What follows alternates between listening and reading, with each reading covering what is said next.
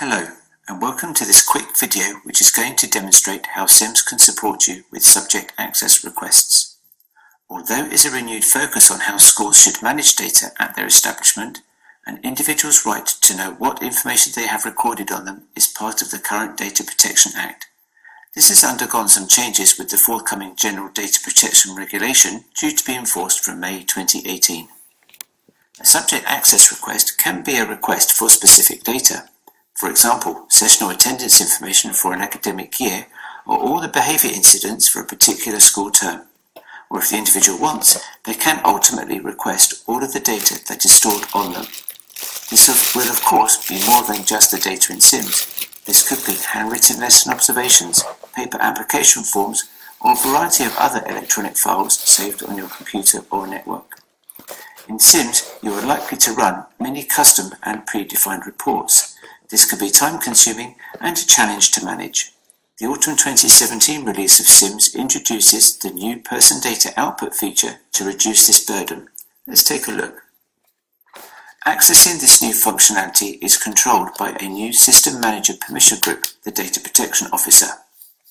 Once this permission is granted to a user, they will have access to the new menu route, Routines, Data Out, Person Data Output. The main screen will show a sortable audit log of all the previously generated outputs. To start a new output, click on New. The user is then presented with some options. Firstly, they have to select a location for the output to be saved. SIMS won't default this saved location for you as it does not know where is a secure location to save the file. There is then an optional note field which the user can add some additional information, such as the name of the person who requested the data and by what means. Lastly on the screen, you can search for the person. In the autumn release of SIMS, this search will be restricted to students, but in the spring 2018 release of the software, we will extend this output to cater for staff and contacts. Once the correct student has been selected, click on Generate. To ensure that the user understands their responsibilities as the data controller and processor, we have included a disclaimer text that highlights useful information from the ICO website.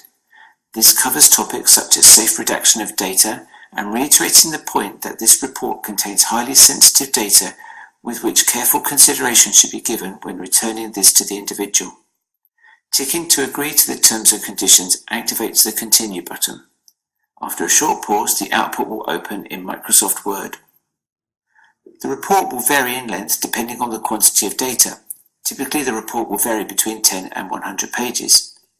Now that the report has been exported from SIMS, it is the data controller's responsibility to review its contents and make any redactions as required. An example of this could be in the Behaviour Events section. In this example, a victim of an incident will be recorded in the event alongside the aggressor. The free text notes may need to be reviewed and redacted to ensure that an individual is not put at risk. Once satisfied with the content of the output, the user can save any changes and return this output to an individual in an appropriate and secure method. Now the output has been generated, you can see that the audit log has been updated and clearly identifies when the report was generated, who generated it, i.e. the user, and on whom it was created for.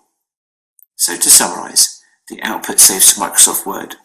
Where the individual has requested detailed specific information and an existing report is present, for example a registration certificate, the PDO will output a summary of attendance, but a registration certificate could be used to supplement this with the fine detail. A PowerPoint covering this new functionality and links to the ICO website can be found on the Capita My Account website at the following URL.